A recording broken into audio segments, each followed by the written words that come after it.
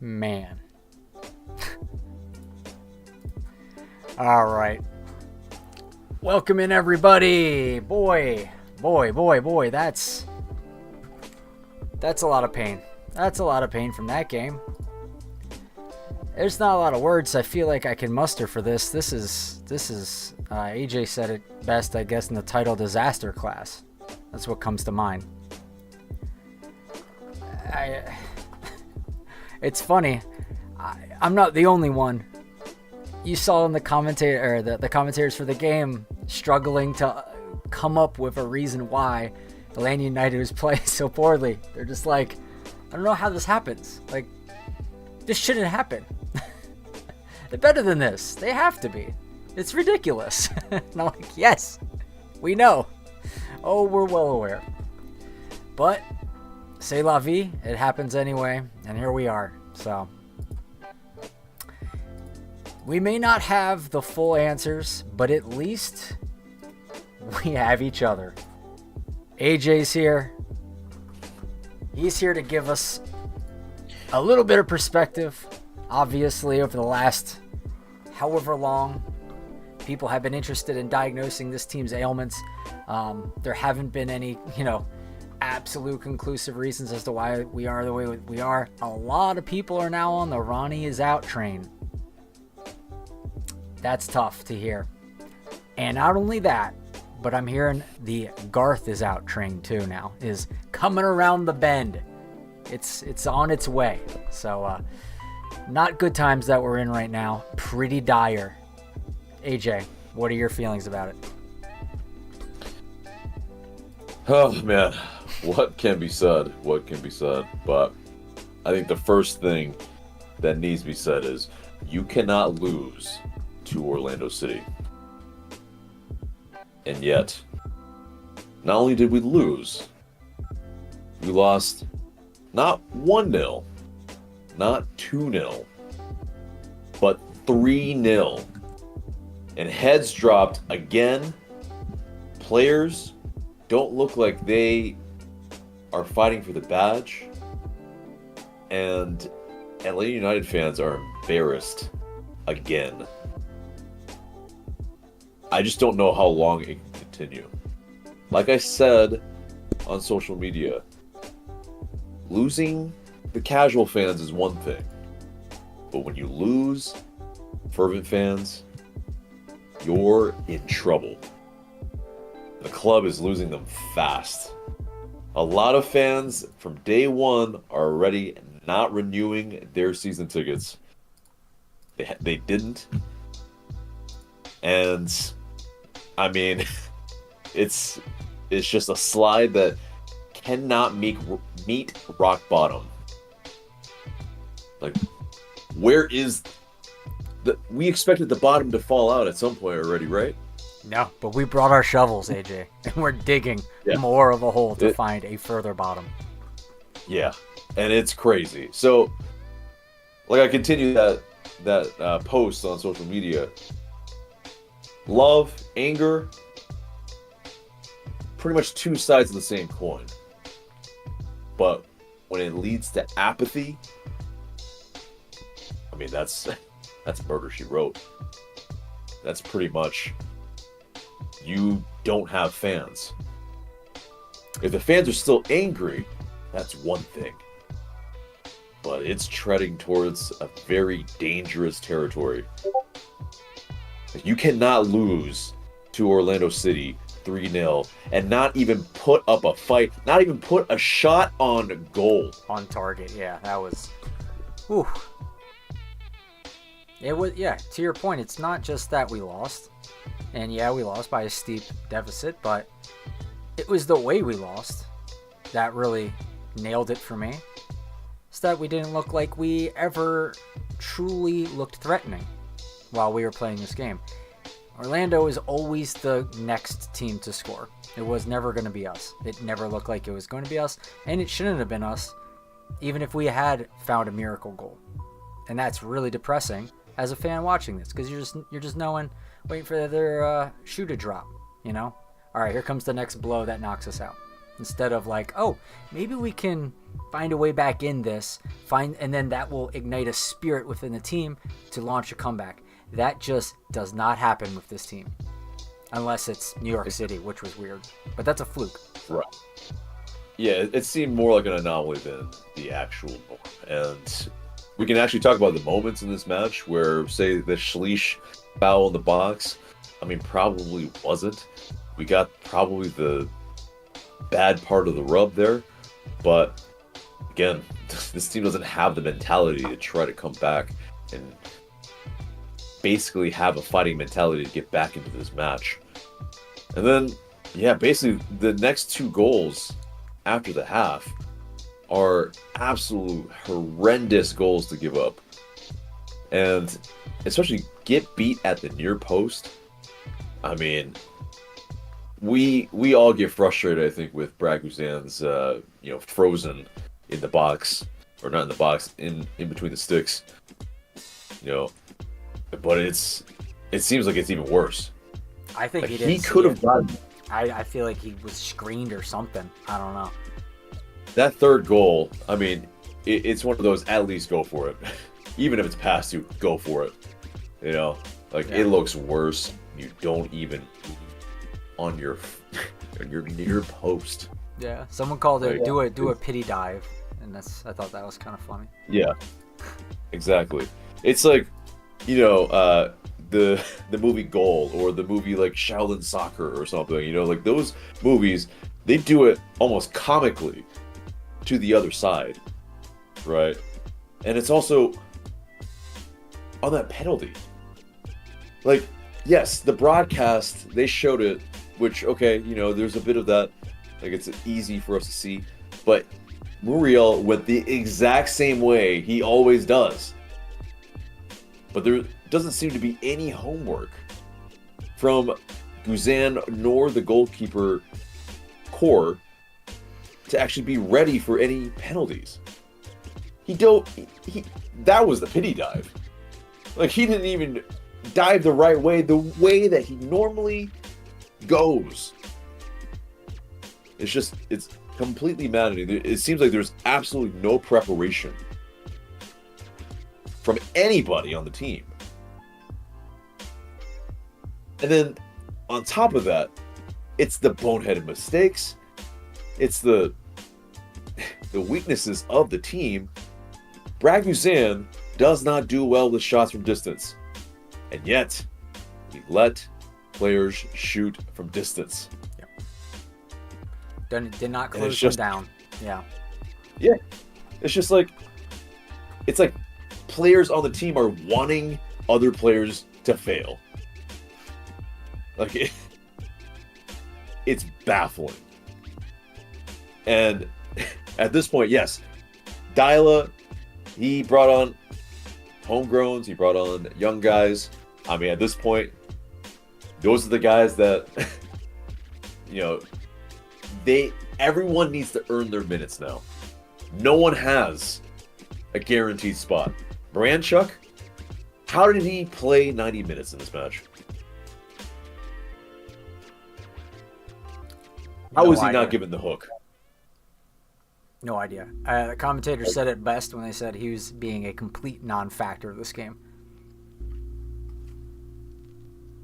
It really, okay. When they said he was a non-factor, I mean, he passed it to the back post, and that was his one contribution. Yeah. That was it.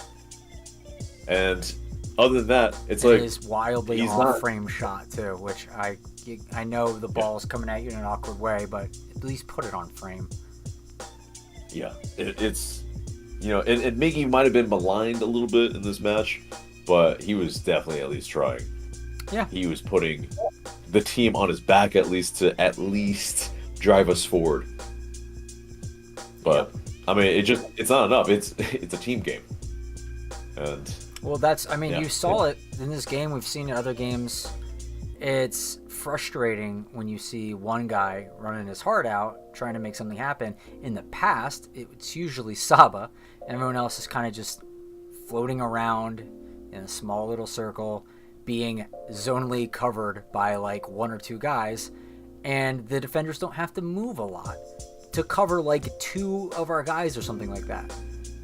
And so now the guy who has to run, really like Miguel Almiron in this case, was running all over the place trying to find outlets, trying to find places to put the ball, and he couldn't because all these guys are covered easily.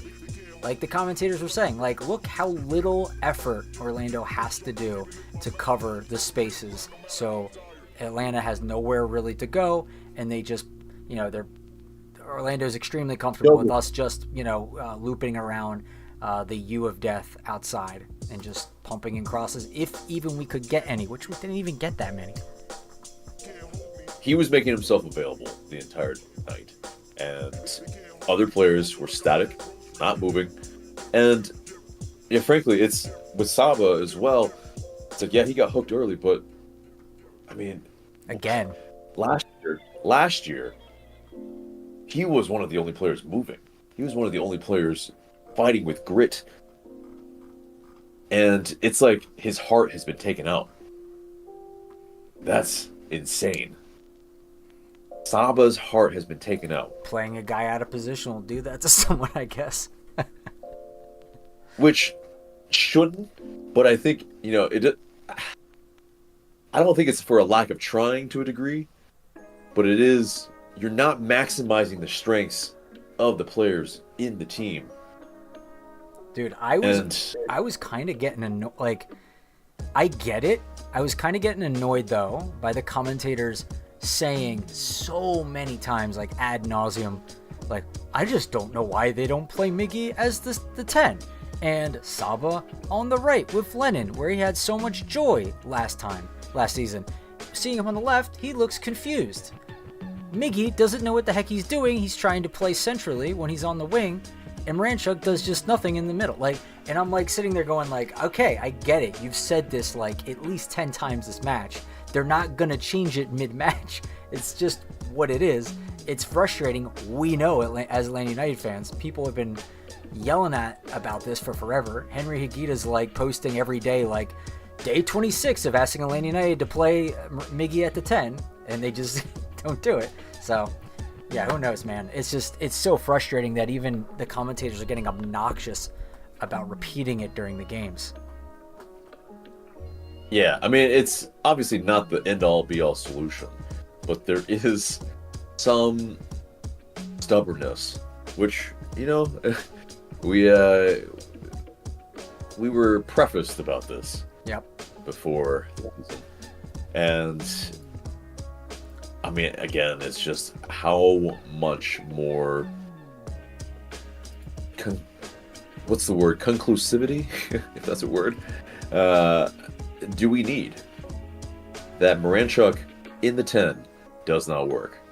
It's pretty much more than pretty much 2/3 of a season that he doesn't create enough. Yeah, how many more data points do you need? He creates enough chances, but clearly they're not good enough chances that players are finishing the chances. Yeah. And so he's got 1 assist this season. That's it. From your 10? Like, when Emmanuel Atl has 5 goals already, like something's gone wrong. Mm-hmm. Like, he cannot feed the striker. If you can't feed the striker, you're not doing your job. And that's just straight up. Like, yep. You're the number 10. You must create chances. Or don't play the 10. Yeah, or get out. Get out of the kitchen. You can't handle the heat. All right. We are joined by fan favorite, Nick in the ATL. Unfortunately, this is one of the big stinkers of the season that we get to talk to you about. Just a disaster class all around. Miggy probably our best player. There's some shouts for Pedro Amador doing well. He put in one or two really good crosses that really should have found the head of someone. He looked like he was actually even moving a little centrally at sometimes to attack because he saw no one else, I guess, doing anything. So, good on him for trying to initiate some initiative in the team. Nick, who were your bright spots from this, if any, this game? Miggy definitely. He was throwing his body out there and trying to sacrifice himself. And those of you all in the chat hating on Miggy, get the fuck out. I mean, he's one of the few people who's actually trying here. I don't see much else beyond that. I think Sleesh got raw dogged on the penalty call. VAR does its thing again. I mean, you could make a case that his knee was going into the back of the attacker. It's a subjective call. That's what Pro's going to say when they put their video out next week. It was a subjective call.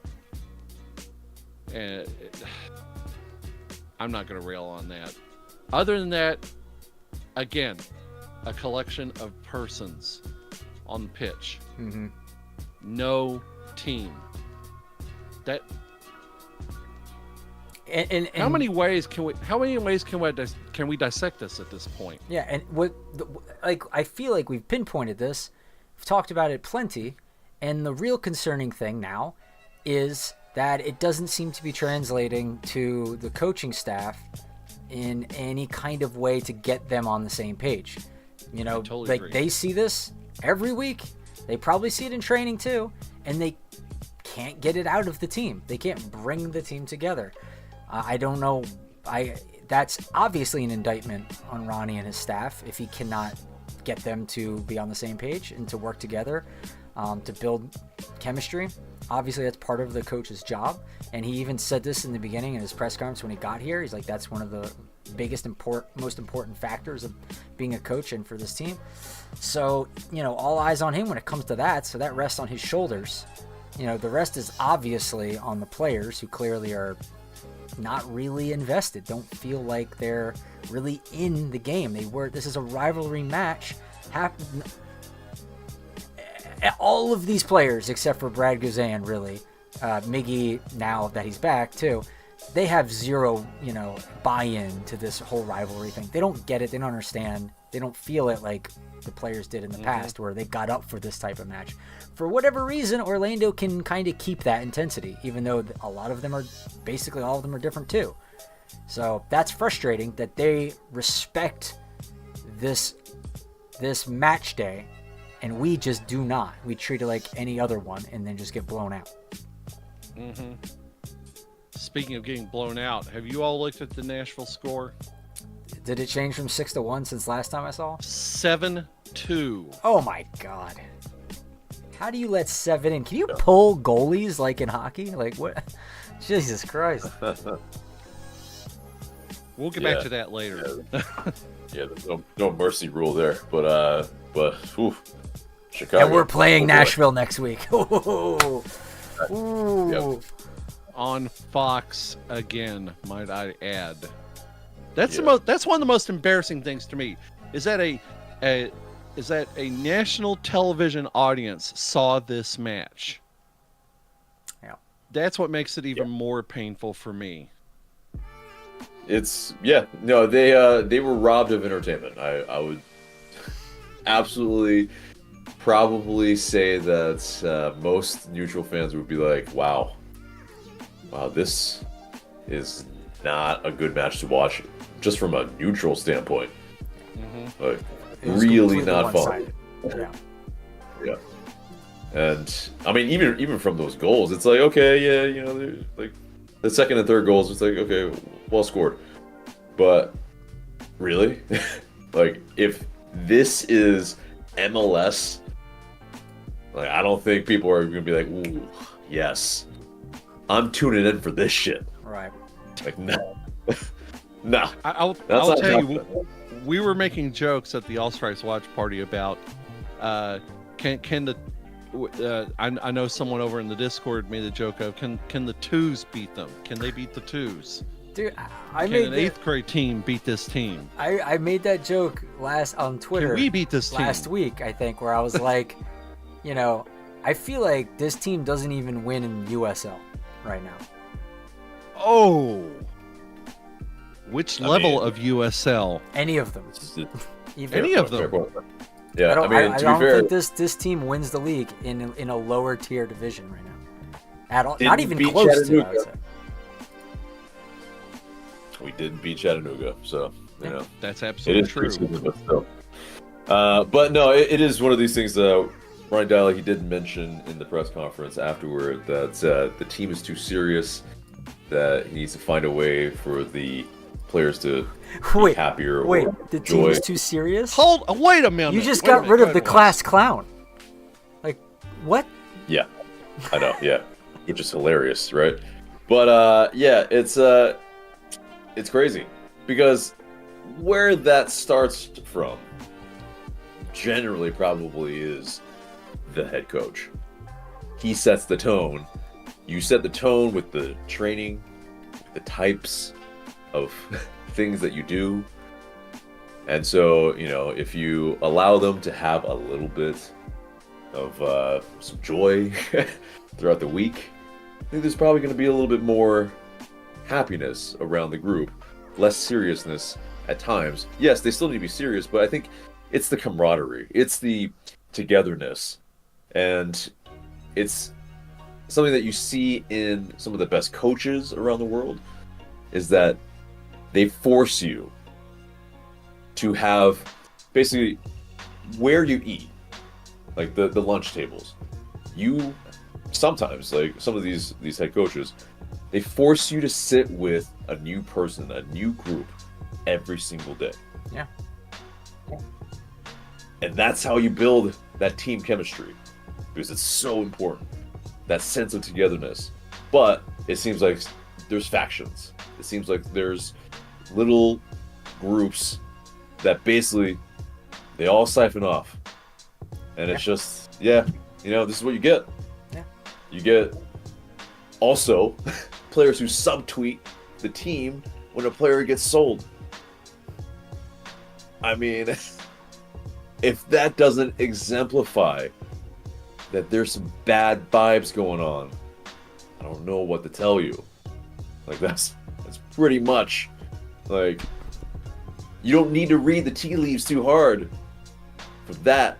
Like, you can put a tinfoil hat on for that or something like that, but I don't think you really need to do too hard. I don't think you need to go full of Charlie Day in order to realize, oh shit, like the vibes are not good between Just look at what players, coaches, staff. Just look at what Guzan said the other day at the press conference, where he's like, he was asked by, I think, Doug Robertson, like, what do you guys do, like, outside of practice, like, with together as a team?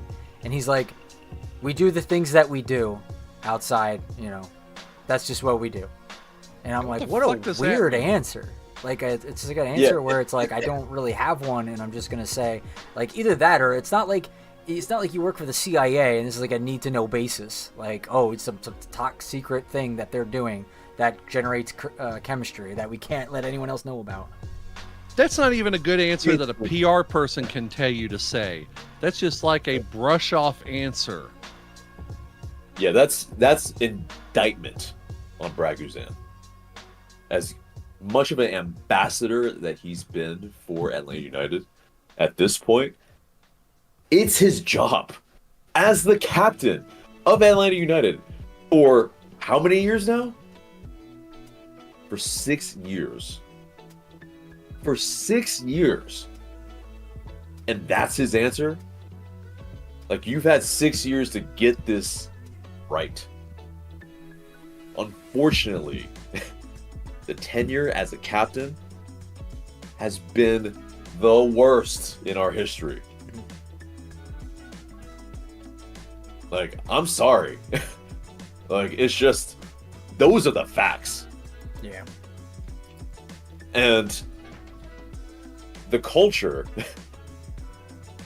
starts with the captain, starts with the head coach.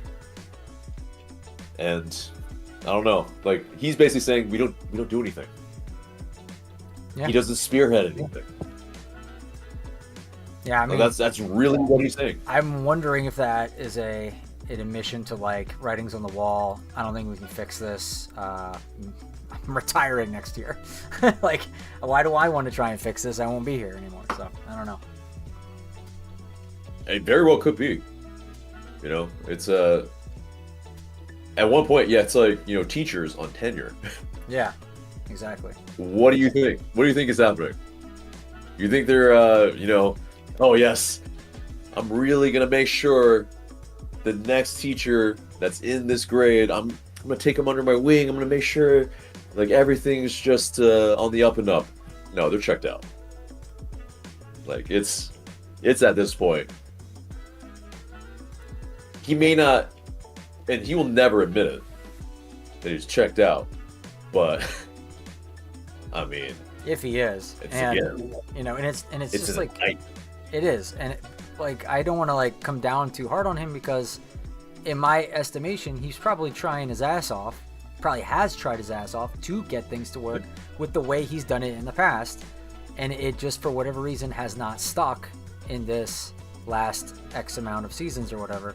Obviously, we saw a resurgence with FEA with Valentino, but outside of that, it doesn't seem to have stuck. So, yeah, maybe he's just kind of fatigued, and I would get it at that point. You know, it's like beating a dead horse. While we got Nick here, let me look through a few of these comments, and then we'll get Nick's final thoughts. Fabian Perez says, "At least we aren't as bad as Chicago right now." Mikhail 2K3 says, "So it's official that we suck this year, huh? At least I know in April, so I don't get my hopes up." Lexzone 6 says, "Does this guy give an F and not a part of the player evaluation process?" Yeah, see, like we've talked about that before. I think last week we even did. Like, it feels like when they were getting these players in, none of them ever really assessed for having the interest to buy into the club/city, and instead of just being like a stop in their journey and like, this isn't that big of a deal right now. Atlanta United, not that big of a deal. You know, half these guys probably only heard about Atlanta United maybe less than like 3 years ago. Like, you know, it's not exactly. Yeah, go ahead, AJ. Yeah, I mean, I fight back on that because it seems like Emmanuel Atl really cares, wants to win, and you know, well, he also you see just that with got here, but yeah, exactly. And then Miggy, I mean, I don't think you can dispute Miggy's, I think, you know, him applying himself. Like, yeah, he's applying himself. Yeah. It's just a matter. I mean, those are Chris Henderson hires. I am talking about the Bocanegra hires. Yeah, I mean, it's Alexei Miranchuk. It's like that. It's a languid body language. Unfortunately, that never goes well with fans, and that's part of it. But yeah, I mean, you have other players that were brought in. I can see those argued, but I mean, it's. I don't think it's a lack of like buy-in to the club per se. With the big name players, I mean, even like Xande Silva. Like Xande Silva looked bought in. Like he was trying to rile the fans up in some of our worst moments. So I don't think it's a matter of players not caring, but I think it is something to the effect of it's highly broken. The culture is top down. It's been poisoned. And whatever it is, because if it was easy to fix, it'd be fixed. Yeah. But unfortunately, I don't think it's application, but it is some sort of message is not seeping in. And we can look at it to Ronnie Diallo as well, because from any of his press conferences, there's really not a lot of personality per se, besides the Ronnie roar. What personality is he exuding into the players and into the fans You know, like when you have like Tata, there's a bit of charm, there's a bit of like cheekiness. You know, there's a bit of like, okay, yeah, he's serious, but he also has his moments. You know, that he's not going to show exactly to everybody, but you know, you can tell it's there. Yeah. I mean, he is a Norwegian, and Scandinavians aren't exactly known for that, so that's Exactly. just kind of a cultural thing, too. Right. Scandinavians are known for being stubborn, they're known for being blunt, they're known for being not really the biggest personalities, and I think that's really where it is. Like, you're seeing what is it with Atl United? Like, what are the intangibles? What can fans latch onto right now? Yeah. Nick, I want to ask you a question. This is something, to take this off like a bit of a tangent for a second. I think it's very interesting, but we brought up Moranchuk earlier, and I have a kind of a bone to pick about the whole like hiring process and like when they bring in a new player.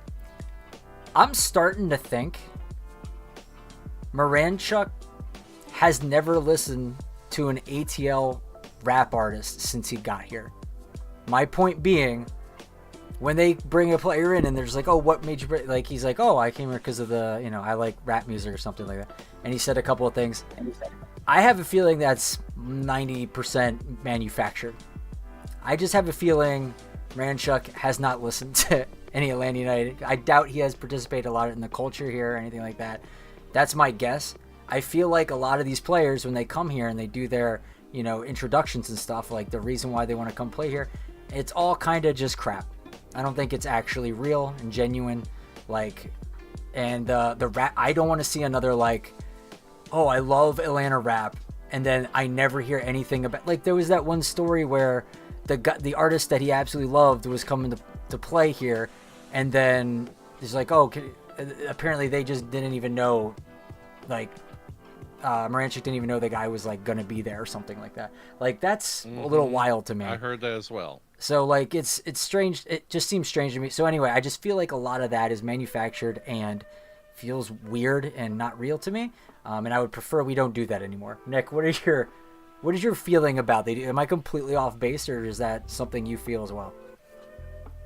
I don't think you're off base in that analysis. I mean, public relations is a really weird thing, especially when it comes to the situation this team is in.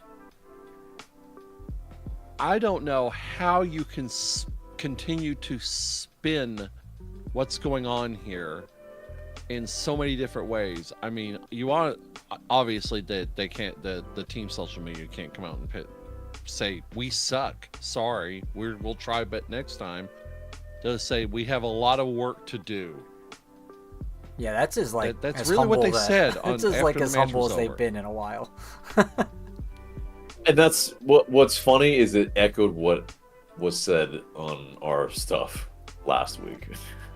Like, it's one of these things like, okay, yeah, I mean, we're not positing that they're like looking at our social media and they're copying us, but it's like, if that's all you're saying, like, okay, that's fine.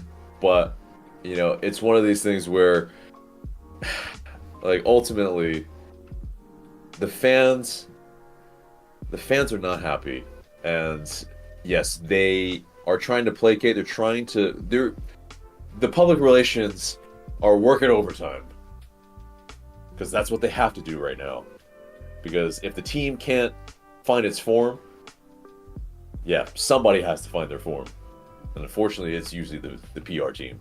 But True. I mean, it's like it'd be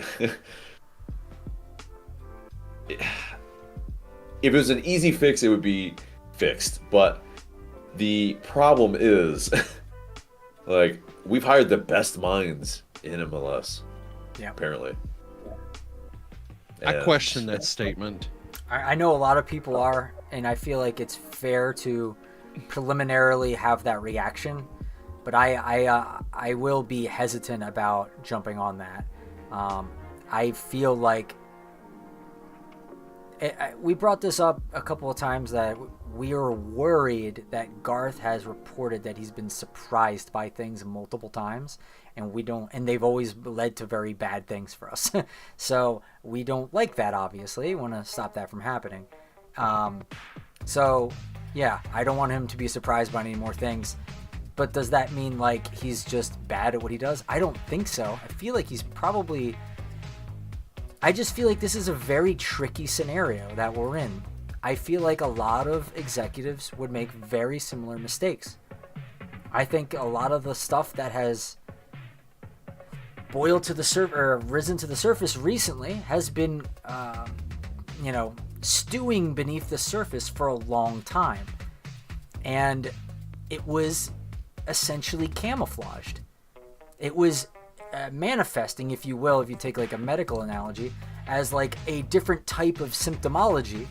And so being us, the doctors, diagnosed it as this and X, Y, and Z and all these other different things. But it was actually just an underlying condition that was manifesting in this other way. And I feel like we're now kind of seeing the more, the ugly underbelly of what's really cooking up a lot of these other symptoms that we've seen for multiple seasons now. So yeah, we'll have Nick get his take on that and give his final thoughts. Well, I want to answer a question in the chat real quick. I noticed. Jumping ahead, Victory 3.0 reading ahead, says, Nick.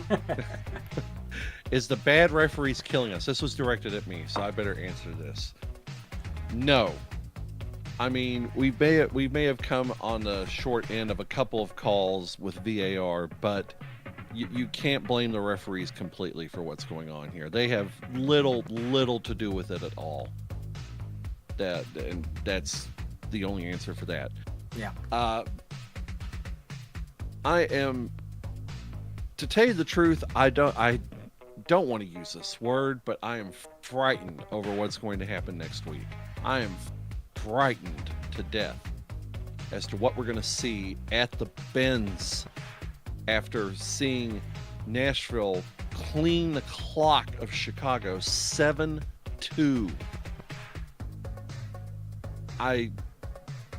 The way we're playing right now, if they put 7 on Chicago, who's a more decent side than us, they've been playing above expectation. I don't know what Berhalter found up there, but he found something. They got a big let's get back to reality moment tonight. I am frightened to death as to what's going to happen. Yeah. Even more frightening is that the New England side we lost to beat Charlotte tonight. Can you believe that too? It's the thing, though. It doesn't mean, a team that beats X doesn't mean that the transitive property of soccer. Yeah. I'm going off topic. Back to us. Yeah. I wish I had any kind of insight as to an answer to this. We're all just at the point where we're scratching our heads. Yeah. Yeah. I mean, I was kind of, getting at this underlying issue, having to do with I haven't thought of that word before, but it's very apt for this, but the team being fractured into different factions. I think that was very appropriately used by AJ earlier, because I was using the term cliques, which is like kind of the social version of that. But yeah, factions is a good word for it too. I think that is a big underlying issue, and that's the thing that has been consistent throughout all of the bad times we've had. Because all starting from the very beginning of not establishing some kind of identity and culture with a super, higher overarching culture of the club, that when a new player comes in, they can kind of glom onto it instead of moving to making their own or joining a subculture that's already established in one of the factions. I feel like that has set the club up for multi-generational issues. And I feel like those are the things when you tinker around the edges, change players here and there, formations or what have you, coaches, staff, training, none of that is going to speak to that underlying cultural issue as long as you have those different, the factions and the way that a new player will come in and either join one of them or start their own. that's not how a team should be working. Like what AJ said about you should have players sitting at the tables mixing together, doing social events and things like this, like the old Ted Lasso, right? But it doesn't seem like that goes on here.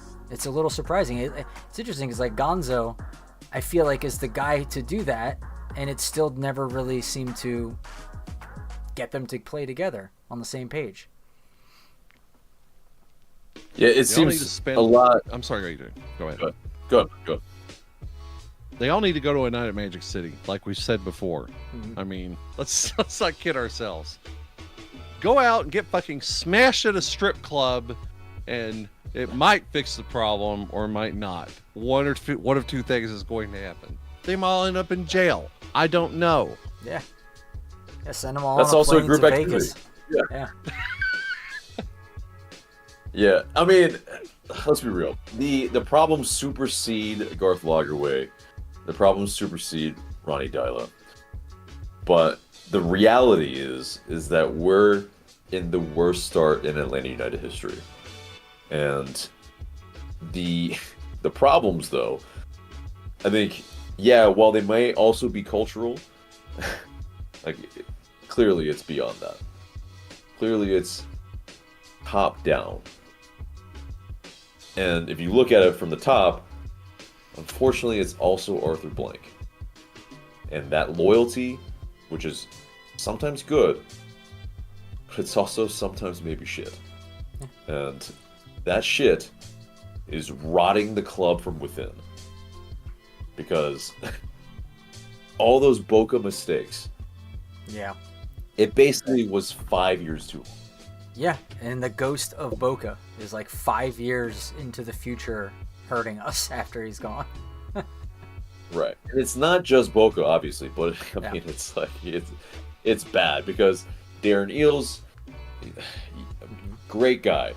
But the fact that we lost members of the club and never replaced them. Not only, analysts and, you have, Skate that came back, but, these are all, important cogs of the machine that just never really were replaced in those lean years. And this is where you see the rot. Because if you don't even like replenish, but you don't even like reinforce, you don't put on top of that, you don't try to innovate.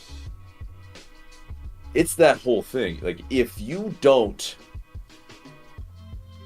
retool and get right in one off season, you're gonna get left behind. And that's why we're again 2 to 3 windows probably out from actually really competing again. It feels like it. I feel like you could do a lot in one and get a good amount of the way back to normal, but I do think it's going to be at least 2, which is really disheartening at this point because like we were already just thought we were done waiting. Nick, final thoughts on the match?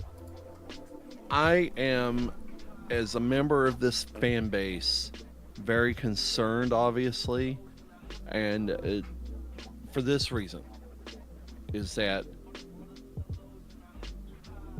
going to what AJ said about fervent fans, of which I am one, I'm sticking on the ship. I won't give up, but a lot of fans are going to give up, and I don't want to see a lot of fans give up because I've made a lot of good friends this season, last season, season before that, in this fan base, and it really fucking hurts to see what's happening to my club. It really fucking hurts. Hey man, I'm glad you said it, Nick, because I feel like a lot of people, I had even people message me today like, hey man, are you actually going to do the stream after this tonight? Yes. We will always do it because we care. I never thought I'd cry on this stream. Yeah, we appreciate the candidness. Yeah, the candor. It really is. Like a lot of people really do care. That's why we're here. I mean, if we didn't care, why would we do this? Yeah. So it really is, at this point, like, Atlanta United, the club, they need to recognize this. Not this. But they need to recognize that there are a lot of fans that care. Again, they are fully in danger of losing a lot of fervent fans. Yeah. And that's just... You got a you can't lot to, help that. like, second guess and come back with the Miguel signing, and then the home run of ELL, and then all, like, the guys guys and girls who were originally thinking about pulling out and maybe did and then got convinced to come back because of these moves, and then now feel like they got the rug pulled out from under them. And they're like, oh, you're not going to be able to, fool me once, shame on me, fool me twice, shame on you. I don't think it'll happen again. There's only so much goodwill with some fans. And that PTSD rolls hard. Like, it's... there's people that, they don't like that PTSD. They don't like that feeling. They don't like feeling. They like only good feelings. And that's obviously very hard to do. That's an Atlanta constantly. fan right there. No like bad feeling, like good feeling only. Yeah, exactly. I From will a tell you- caveman standpoint, exactly. I will tell you, come see me at the All Stripes tailgate in Lot 17 next week. We'll have bottomless mimosas available again. $20 for members. And we'll get drunk before we go in the stadium. Let's put it that way. Yeah. It'll make you numb to the beating that will happen. So, yeah. All right, Nick, thanks for coming on. Unfortunately, it is a melancholy type of game, but it is what it is. The good days eventually will come back, and we will be here for them as well. I love all y'all. Thank you very much. Good Thank luck, you, man. brother. This together. Good luck to your night, man. Night. All right, let me read some of these comments before I miss some of them. Let's see. Omar SGS says gifting season needs to be over for real. Yeah, we give a lot of soft goals. Seems to happen every game. Fabian Perez says we may not even get playoffs. At this point, we don't deserve it. 100% don't deserve it. Zone 6 says angry fans come back, apathetic fans find another hobby. Exactly. Victory 3.0 says AJ, stop trying to be poetic and analyze the game. The fans are emotionally confused. We need to accept reality and speak from that perspective and stop creating unrealistic expectations. I feel like that comment was written by ChatGPT because I don't understand how it relates to what we're talking about. Or how that's even AJ's perspective at all. Right. Anyway, Exactly. so we're going to move on by that because I don't even think it's worth no, it's also, it's this. It's like people miss the first maybe 10 minutes of the stream and they think that we didn't talk about the game or something. So watch the first 10 minutes of the stream. There's not really that much to talk about in this game. We talked about it. Yeah, It and sucked. we're going to continue to talk about it throughout too. As different things become relevant during the discussion, but it's just I don't know if AJ was being poetic at a certain point. Fans are emotionally confused. I don't think fans are emotionally confused. I think if fans are rightfully confused that as to why the club is behaving this way. But at the same time, I don't think that there's that much confusion at all in terms of their feelings. I think it's anger and frustration and disappointment. I don't think there's any confusion with that. And stop creating unrealistic expectations. I don't think we're creating those expectations. I don't know what that even means. So the expectations were set forth by the club. Yeah. And if there's anything that we are trying to match, it's that. We were promised these things. And as well, to talk only about this match in isolation would be pretty foolhardy. Yeah. I don't know why we would only do that. Yeah. It's clearly beyond just this game.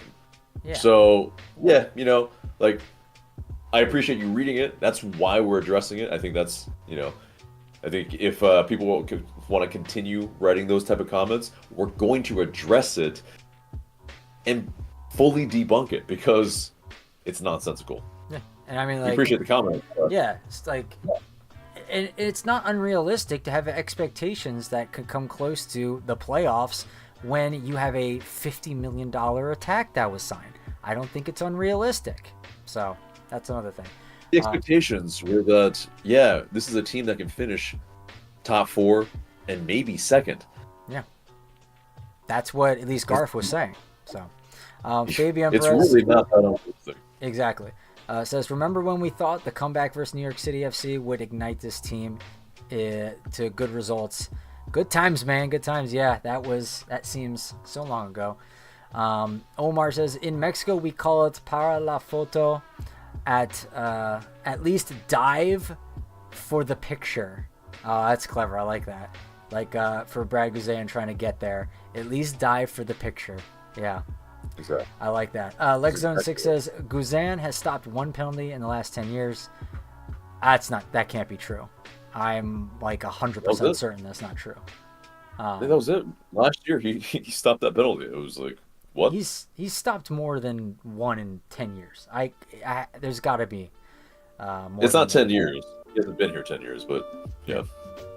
Been here I feel 9. like I know at least more than one. Anyway, I cannot listen to this. Who is to blame? Our best midfielders in starting. Yeah, I mean, if you're talking, I don't know exactly who you're talking about, but maybe if you're talking about Fortune, I don't know if I'd call him our best midfielder, but he is good. Yeah. It was a little surprising that he wasn't starting. Right. There's a take out there, and I think most notably probably Rob Usry also tweeted it out that our best midfielder isn't playing, our best player isn't playing, isn't even starting. I wouldn't go so far as that, but yes, should Ajani Fortune start seeing some more minutes? I think so. Yeah. It's Schleich. That leash is really getting short because Again, we've said this before. Schleich has not looked like the guy. He's good and serviceable, but like we said in the past, I'll say it again, serviceable at that position in MLS is not good enough. You need to be great at that position, and unfortunately, I don't think Schleich is that. And I don't know if Fortune's the solution, but it is somebody that should start. These people like Rob saying, maybe I don't know if Rob is who said it or that's what we're talking about, but I'm not saying Fortune is the best player like they're insinuating. So yeah, not that. And also, Guzan stopped 3 penalties alone last season, Fabian said. So yeah, I feel like I remember a little bit more than just one. Kyle, not that Guzan's even the problem really here. Kyle Apgar I think says, it might be that it was playoffs and then also MLS regular season. So okay. I mean, yeah, the thing earlier said just stopped 1 penalty in 10 years. So that would have included playoffs. All competitions? Well. I don't know. At least that's how I see it. I would have seen it like that. Kyle Apgar says 90 minutes of walking Moranchuk. Yeah, a lot of walking. Garrett says, feel kind of embarrassed. I got gifted tickets for the Philly game on the 17th, and I don't feel like it's worth the 3-hour drive. Yeah, that would be a rough one to see, I would imagine.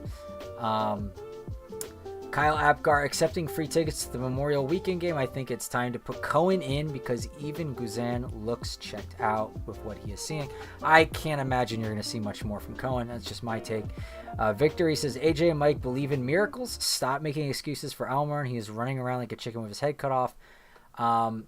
I feel like he looks like that because, like we said in the beginning, he's running around actively trying to find an outlet to do something, and it makes him have to make like a bunch of different turns and kind of dribble into unforgiving space, and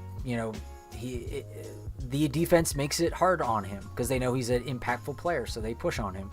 But he is sitting there trying to make something happen, and the other players aren't really moving dynamically in such a way that can reward him to, so he can make that pass or, thread that play.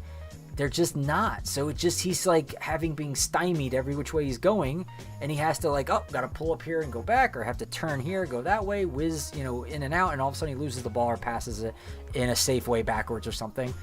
In other games, he would go to the top of the box and try and take a shot and just miss it. So I'm not going to fault him for that, for trying to make something happen. I fault the people who didn't assist him in that kind of energy. You don't fault the guy who is actually trying to do things and actually has the ability. Clearly he has the ability. He was in the Premier League. And for all the other players that, like Mike's saying, that aren't moving around with him, aren't passing and moving, they're just passing and then static, staying still, nothing. You don't fault the guy who's actually doing things. And yeah, it might not be coming off, but you press as a team. You don't press as an individual.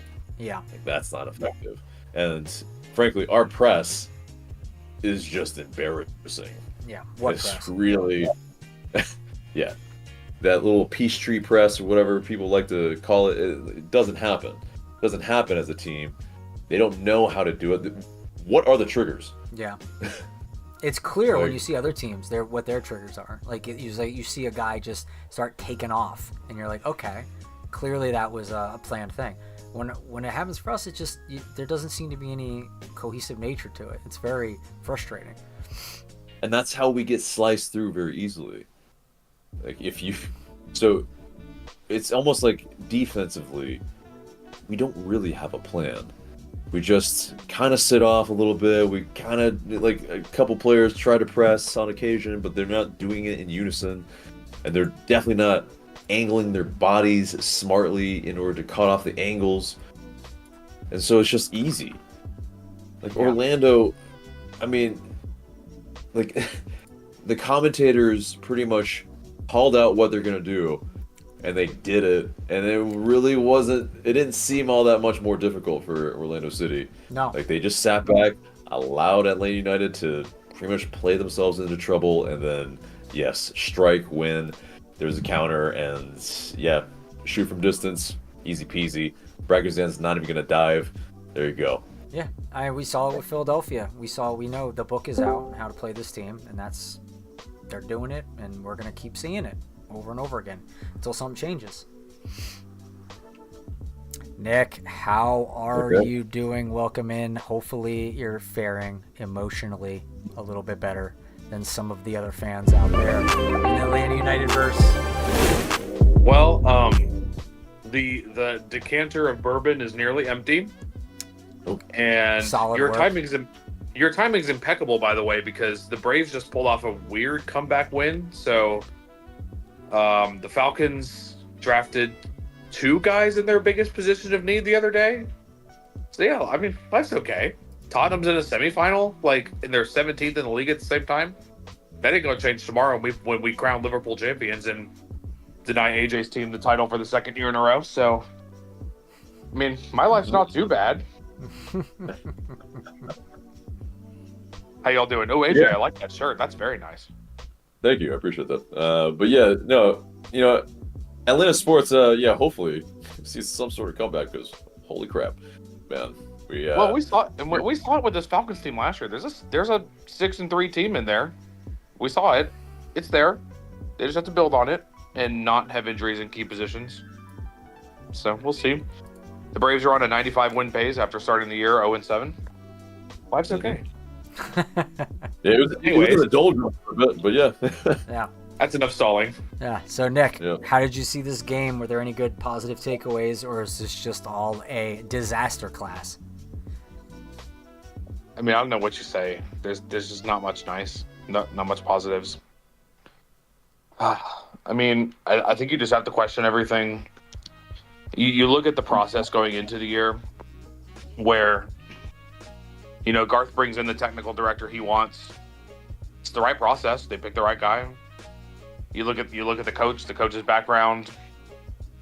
If the my theories on how the coaching search went and maybe some sourcing and some digging are correct, then they probably got the best guy that they could have gotten. And talking about 2 DPs, they had 2 DP slots open. You broke the record for one of them, and he's maybe the only guy on the roster who's lived up to the standard we set for him at the beginning of the year.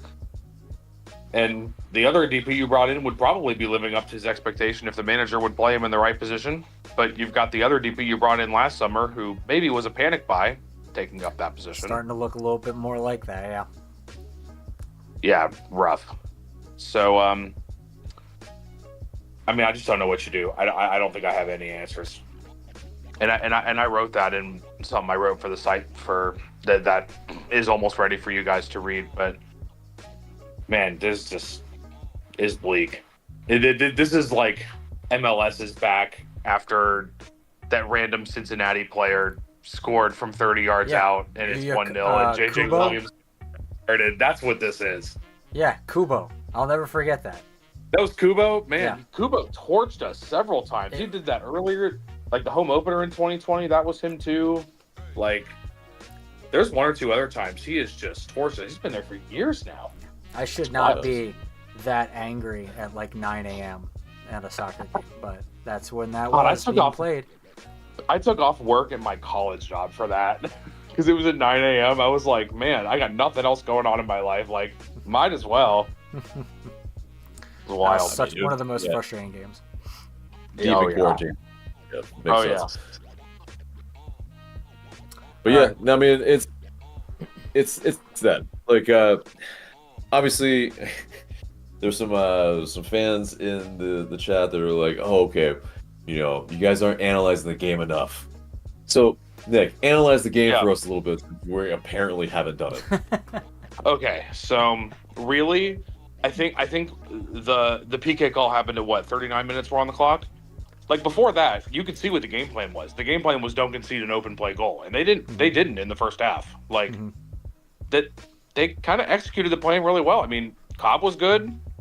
Abram wasn't bad except for when he got megged. Like, really, Abram hasn't been bad, and that's what we're used to seeing from him is bad. So he's kind of exceeding expectations a little bit. Like, until Sleesh throws the guy down in the box and trips him, which by the letter of the law is a PK. I know our fans aren't going to want to hear that, but it's a PK. He tripped him in the box with the ball. Like, Sleesh hadn't been bad before that, and then Sleesh makes his one terrible mistake per game, and it costs us the lead. Yeah, that's the first goal. I mean, the first half before that, they were really solid. Like, there wasn't many moments going forward, but Orlando didn't have many either. Well, here's the thing, like, about that. Because I'm tempted to say, and I often say this when you see scores like this, that Atlanta United may have been a victim of game state. I don't think that was the case this game. I think Orlando was always scoring at least 2. And the penalty, I think, was extra. I don't think, like, the 1-0 set the game in such a way that opened us up to now we're allowed to having 2-3 on us. I think that 2-3 or that 1-2 was always going to be scored on us. I think Orlando always looked like they were going to at least do that to us. At the very least, 0-0. I don't think we were ever going to score in this game. It didn't look like it, and maybe if Latte Latt's out there, it's a different story. Like, he wills you to a goal like he did against NYC, which is the last open play goal we've scored, by the way, on March 29th. Oh yeah, they kept counting the minutes. It's been X amount of minutes since Atlanta has scored. I was like, thank you, bro. I appreciate it. I counted, and I just wrote in the column, like, over 6 hours has it been since an open play goal, and then Almiron's PK is the only one since that. So fucking wild, dude. So that, to me, that's the first half. Is like, okay, we would have been good to hold it at 0-0. Like, I think spirits were rising in, I think, both discords I was talking in, and I think that's where I was at before the PK. Was like, okay, like, they can grind this out. Like, they have shown me enough that even if they lose this 1-0, like, I can live with that at that point. And you look at the XG at halftime, it was like 1.1 or 1.2 to 0.3, but a PK by itself is 0.75, 0.8, something like that, like right around there. So if you take the PK out of that, then it's pretty even, right? I commented at halftime. Hannah was like, "What? Why aren't they back out there?" And I was like, "Well, that's what teams at the Benz do to us. So maybe it's good that we're doing that." And that was not good, but you know, we wouldn't tell you hadn't known that at that point. Right. And then just, it seems like so many of our goals conceded have come right after halftime. Like I can think of a couple. That's like, 100% correct. Both of the goals in Charlotte. There's one against Montreal. You're definitely not the only one who's noticed that pattern. It's definitely a pattern. That's a pattern. And then I'm going to go back and add that to the column, because if I'm not the only one noticing it, lots of people are. And there's a couple against NYC. Dallas scores in like maybe 60, 65th. Like it maybe doesn't quite qualify, but for our points right here, maybe it does. So something's got to change coming right after halftime. Like I want to know what they said in the locker room. That Rooted in the Stripes video is going to go hard. And I will be watching that the moment it comes out. It is rare that Atlanta United is late to come out. And it was very strange that happened. The commentators were even mentioning like how, I wonder the coaching staff is chewing them out, or if the players are having a spat with each other or something. That's even more indicative of a broken culture on the inside, or you know, if they are fighting against each other. But if it's just the coaches chewing them out, then that's just coaches chewing them out. That's not necessarily a comment on culture. Right. I think. There you go, AJ. Go ahead. Yeah, I think a hairdryer treatment by Dilo probably was warranted. If it's not before this match, it's at halftime. Yeah. If it's after this match too, all warranted. But yeah. So after the match, I agree with you. At halftime, I don't know. I mean, like the only PK call I've seen that's softer than the one we got today was the one 2 weeks ago against the Revs. Like, if you're down one, like if you know you're not scoring, then maybe that's a different story. He's not happy with the attack, but I mean, I think you got to be okay with the way the defense played in the first half. It wasn't terrible. Maybe that's not a positive, but maybe it's not a negative either. Yeah. And so I mean, that's maybe my counterpoint to what AJ said. But then if you want to keep going on analyzing the game, because we haven't done that enough. I mean, the second goal is just, I mean, imagine you're Miguel Almiron, right? So you're Miguel Almiron, and you have the ball on the right side where you're supposed to be, versus instead of cutting in, where everyone's been mad at you for doing, but not a single person is making a run off the ball. There's no movement from anyone in attack, and you're the only one moving, but people are mad at you for moving because then you're not in position. And I said this multiple times during the game. Like, am I more mad at him for moving out of his position, or am I more mad at everybody else because Almiron's the only one moving? I don't know what it is. Like, it's terrible that's the conversation we're having. Yeah. So then you try to get it up to Brooks. It's a terrible cross in once again. You know, drink every time Brooks does a terrible cross, and you know it results in a turnover. They just run down the field and bam, that's it. That's goal number 2. And then goal number 3 is this Croatian winger that they brought in on a DP slot, who we were convinced was terrible for some reason, and now he's got almost as many goals as Latte Lat does. Like, oh my God, from 30 yards. Oh my God, Brad, that is not what a young man does. He just stood there and, like, it was probably the distance that, like, this blanket on the couch is next to me, away from him. That's probably the distance it was. Like, yeah. crazy. Nick, did you hear the phrase in Spanish of dive for the picture? I did not. They said that in Mexico. They say, like, you should at least, even if you know you're never going to get to the ball, you should at least just do a pity dive. So, like, imagine you're just having a picture being taken of you that shows you put effort into at least trying. It's like in the PK when they go the wrong way or whatever. Yeah, like, it's at just least like, he chose the way and went for dive it. for the picture. I feel like encapsulates that concept really well. So, and as a Tottenham fan, like, I watched Hugo Lloris do that for 12 years. Like, when LAFC went down in the Leagues Cup final last year and in the MLS Cup final to Columbus, and he just stood there, I was like, wow, I don't miss that at all. Because at least Vicario, like, dives, and Guzan usually does too, to his credit. Maybe that age starting with a 4 is creeping up on him. I mean, it's gotta be. I just think he was caught flat-footed and was going a different direction, and he knew he couldn't right his momentum, and then perhaps was also screened a bit and didn't see it till enough time. And that's why. I think that's why he just was like, screw it. Yeah, it could have been. But it happens a lot with him, where, I mean, he does freeze.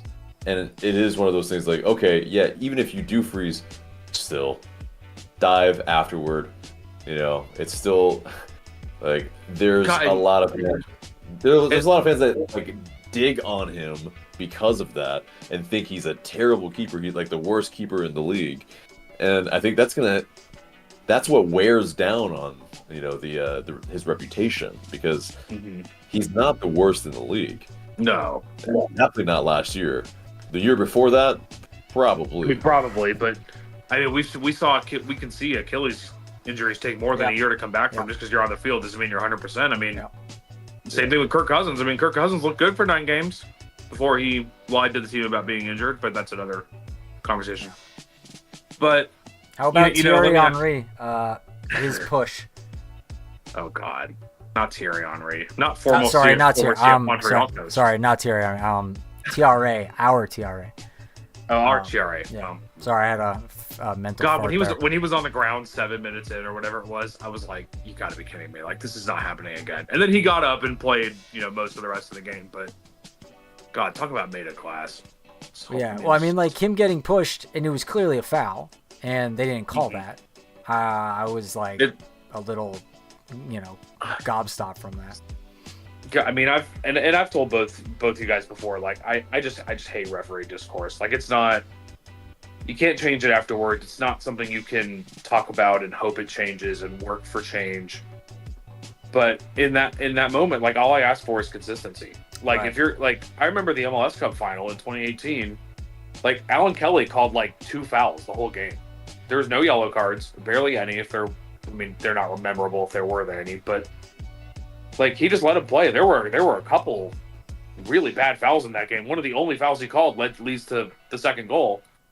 Yep. And Portland were mad about that one, of course, because that was that. But he let him play. And if you're going to call everything, just whistle within the first 5 minutes and set the tone, and then call everything. Yeah, it's not that hard to be consistent. I mean, I think if you're going to talk about referees, I mean, both of the PKs we've conceded in the last couple games have been by the letter of the law. Like, yeah, that's a PK in the box, foul in the box. That's what it is. And maybe we don't need to be mad at the Pro Referee Association. Maybe we need to be mad at the letter of the laws of the game for having a box that big where anything happens at the corner and then you get an 80% shot on goal. Like, maybe that's the problem. But at the same time, like, if and I wrote this in the column too, like, if you are playing well enough, you can make the referee decisions not matter. Yeah, exactly. And that is what they did in 18 and 19 and like the ref in the Miami series. Like, I am sure, and I've heard this before from sources, that ref got a call from Don Garber and said, keep going, add stoppage time, keep going, let Miami have one more chance. And it didn't work because like we just didn't let the ref beat us. We were just good enough on the day. You have to be good enough. You have to be good enough that the refs don't matter. So I feel very strongly about that. That's my TED Talk on this. Yeah, no, I think you'll not find any. And it's 100% that we didn't have any chances on goal. So we did.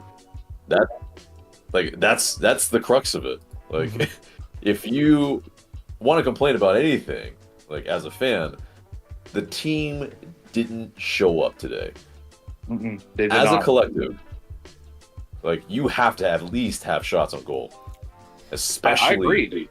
And people are gonna say, "Oh, Brooks Lennon's the problem. He crosses the ball too much. Didn't cross the ball that much in this game." I mean, yes, you don't want oppositions flowing the attack out to him like New England did after they went up 1-0, but that wasn't the problem today. Like, you can say like, "Oh, Moranchik's the problem. He's not creating enough." I mean, you look at the underlying numbers, sure, but 0 assists in 10 games tells me the whole story.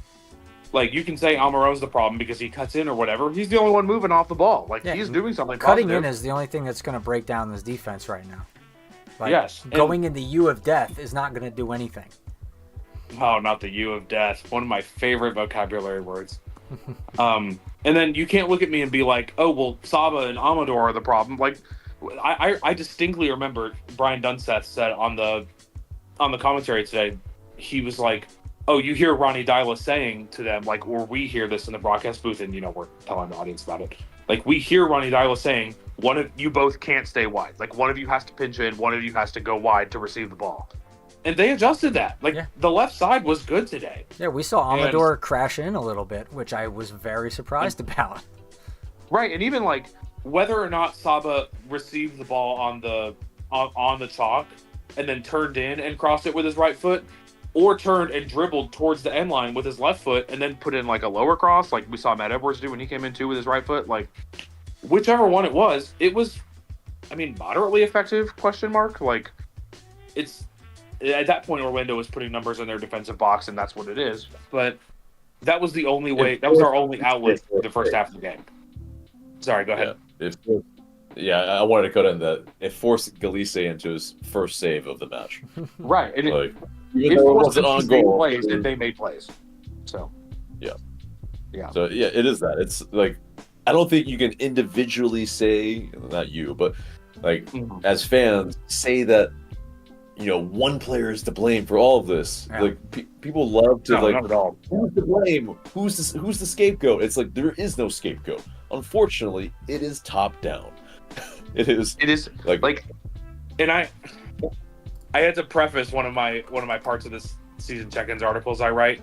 I usually do like, a couple positive player performances, a couple negative player performances. I had to caveat the positive one with like, guys, nobody's been great. Like, you don't win 2 in 10 because people have been good.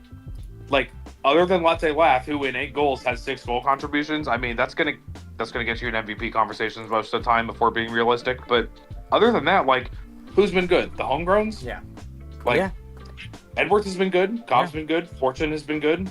I mean, Luke Brennan was okay. He at least provided pace and movement up top that TRA was not providing by the time he went off. But that shouldn't be the barrier of what good is on this team.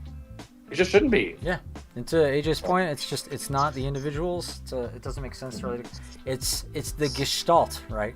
It's the sum, right? That is not working together. That's the issue. And that is what I would say to this fan base right now is, obviously we're all frustrated. This is not the way any of us thought this would go or wanted it to go. There are up to 15 players on this team out of contract. Like, you can go through almost every line of the pitch. You could have 15 new players on this team next year, and Chris Henderson gets to pick them, not Carlos Bocanegra. Yeah. Chris Henderson has picked 2 players on this team, and they have probably been the 2 best players, because if you look at Latte Lath, we've talked about him. Ooh, I don't know what I just did. But balloons, yay! Yay, Latte Lath, who didn't even play today. Probably wasn't even in Orlando. And Miguel Almiron is still on pace to pass his 2017 numbers, which were 8 goals and 9 assists in 2017, and he's at 2-2 right now. Like, he'll pass that in all comps if he continues to, not be dog water. So the 2 players Chris Henderson has brought in have been good. Yeah. And the players Chris Henderson is not going to get rid of, Jay Fortune, Matt Edwards, Noah Cobb, Efrain Morales, Luke Brennan, those guys have also not been bad. You might be able to replace a lot of other pieces by then for next year. That's exactly right. That's exactly the positive outlook. Yeah, that's why I said earlier tonight, if we are really shrewd, you could see a transfer or 2, a window or 2, when we can be really back in business. But yeah, absolutely. And I know the fan base is so sick of the 2 to 3 windows sentiment from Garth Lagerwey, Chris Henderson. I get it. 2 windows is less than a year away. And I hate that we're going to have to go through a bunch of home games, and it's probably not going to be the best thing ever. We'll probably have to deal with the play-in game again if that's how this goes and we're in the playoffs again. But, you can create cap space in the summer, too, to make this better. Like, you'd only get 7-8 games out of the new player you bring in, just like last year with Baranchuk. But you could buy out Abram and get $800K back. You traded John De Silva, and the point of trading John De Silva was not the minimal amount of GAM you got back. The point of trading John De was St. Louis took his entire cap hit. That's $600K right there. Mm-hmm. So if you buy out somebody else or dump somebody else or that's out of contract or do the MLB style sell-off thing or whatever you want to do, if you let Chris cook, this might work out. I think it will. I think it will in the long run. I think and that's why we're, like I keep saying, we're still working off the Bocanegra fat that we had accumulated over multiple years. And if anyone knows anything about exercise, it's easy to put on the weight. It's hard to take it off. It takes a lot of work. So it takes time. So unfortunately, Michael, that's what we're I've been working on that for months. I understand. So that's what we're working through right now. Let me get to some of these comments so we can get out of here perhaps before midnight. Kyle Abgar says should have never let Silva go. That was Garrett, sorry. And Kyle says, I wonder if there is something going on in the locker room because no one fights for each other. It is like they hate each other and play for the paycheck, not the team. Silva needed to go for what we were paying him. 700K is hardly play is as hard. Hardly play is as hard is a hard pass. Yeah, I mean, there is obviously something going on in the locker room for sure. I don't think they hate each other. Have you guys talked about the Silva move yet? Yeah, I mean, we talked about it on the podcast, but as far as on this show, no. But, like, there is that. 2 goals each season that he's played, essentially. One, way more minutes than the other. And then last season, of course. But still, like, 19 games that he started. And he's played 30 games. And it's only 2 goals. From a winger that you're paying $688,000 for, it's not good enough. And so, and that's my thought too. Is if we're really serious about Moranchik at 10 and Miggy at wing and Saba at wing, and that's how it's going to go. If Ronnie's not going to play him, see what you can get. I mean, that's how they do it in MLB and NFL and whatever else. If the cap space is more worth it to you than having him here, I don't think it's a bad move. I don't love sending folks out without folks coming in. I feel the same way in other sports too. Like if the Braves were to sell at the deadline or something like that, I would be really mad. Not that they're going to do that. They're on a 95 win pace now, as I mentioned, but anyways. So sorry to interrupt. No worry. But it is that. It's like Luke Brennan obviously is the recipient of more playing time there because that's what it is. And, Edwin Mosquera obviously was going to get those minutes off the bench anyway. So, that's probably not the real recipient. And so Luke Brennan maybe, has some growing to do, but still, versatile player, obviously was played up top over Cayman Tagashi somehow. Yes. I'm not even sure why. Interesting choice, but maybe you just wanted to get him his debut or whatever. And I wrote in the column, I took this idea from Zilf, shout out Zilf. But I took the idea. I just gave every transfer we did a rating, the 4 players we brought in, and then sending Jean-Day out. And I almost wrote incomplete for Jean-Day's departure, because if they get somebody better with that money in the summer, we don't know that yet. And if in 2 months we're sitting here and a winger signs on July 15th and is available for the first match after the deadline opens in the summer.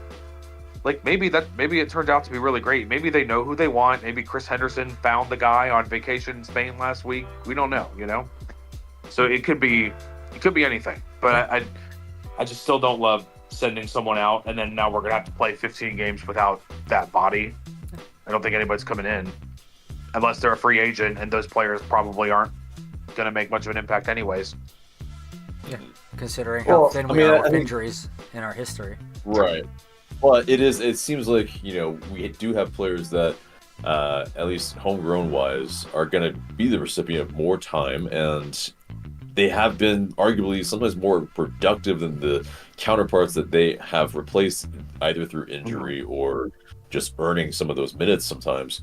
And yeah, those players seemingly played more for the badge than some of the other guys, not Sean Silva, but some of the other guys. And not to rag on John Day Silva for not playing for the badge or anything, but I also we saw Jay Fortune start at left wing, and that was probably a Philly specific tactic or a pressing specific Red Bull style specific tactic. But if you think he can go out there and do a job for you, I mean, the Fan TV Discord hated the Fortune on the left wing kind of idea, but I mean, I don't hate it. If you think that's what's going to win you games with him dropping kind of deep. Maybe Alexi and Elmer on fill space different ways up there. I mean, some of the first few minutes against Philly last week were very interesting with kind of how that worked out. So, I mean... I just think they get upset because you had, 4 other potential wingers could have put on, and you put on a non-winger in that spot, which is what confused me. Oh, sorry. Yes, Saba was on the bench. Saba on the bench in that game weirded me out too. That guy's not one where you're like, oh, he doesn't care. Oh, he doesn't play for the Brads. That guy carried this team for 3 or 4 months last summer. So I mean, that's the only game he hasn't started. But That one weirded me out a little bit too. Like, Yeah. if you're going to bench one of the 4 attackers, it should not be him. Yeah, and I think it's a little bit of this. Yeah, Fortune maybe played a little bit more left-sided, but it is Philly where they play a diamond, and Yeah. it is that. Like, you do have to counteract that with more midfielders, and especially with a guy that brings a lot more energy, brings the ability to press as well. Yeah. So, Yeah. you know, like I think it was more that we saw, you know, Miggy playing up top a little bit, Yeah. more so Yeah. with general that. But Yeah. you know, ultimately, it's this. It's like, okay, Atlanta United, whether they're, because Dyla is trying stuff. Yeah. He's I agree with that. making- Like, Yeah, it's not like when Different- Gonzo was searching for answers last year and they weren't really trying stuff at all. Like, I don't think, other than the one Miami game that they won right before Gonzo was sent away, they didn't really try much. And like in the Miami game, they really just mirrored Miami's shape. They didn't do anything crazy. They just mirrored their shape and kind of played the same way, and it worked like it has worked for us many times. Like, Well, they Dyla's third forced ever- us to play counterattacking because they They had the kinda ball did. I mean- and we couldn't get it from them. right. It was just clear that they were more technically Yeah. sound than we are. Yeah. Yeah. Right. And so, I mean, I think you're right, AJ. Like, I don't think hashtag Dyla out is the way to go yet, because like Dyla can just go to the media. Like, I don't think he's going to do this. He seems like a better person than this, having never met him before. But he doesn't seem like the coach is going to be like, do the Jose Mourinho, like, oh, this isn't my team. Like, I haven't bought my players in or all that. Like, I really think they're going to give him a run. And I was talking with some friends in a different Atlanta United Discord about, you know, the Heinze line, 17 points, 17 games, or whatever it was. Heinze was also like the biggest asshole anyone's ever met. Ronnie does not give like that level of asshole to me. So Ronnie Yeah, probably Heinze gets a lost little the more. locker, right? Yeah, Like, he's he's in the and, like, locker room. Dyla hasn't really. I mean, I Yeah. wouldn't say there's aspects of it. I don't know if you caught what he said, you know, after this match, but there is. I've not seen the post-match pressure yet. What would you hear? Yeah. So he said something to the effect of that the players are too serious and that he's going to work on bringing more happiness and, you know, I guess more levity, you know, with the players. But it's my take on that is that that's his job. That is something that Dyla has to do to begin with, and not that, you know, clocking it later on. Oh, they were too serious going into this match, and is one of the reasons why that, you know, we've been losing these matches. It's perplexing. It is a And little.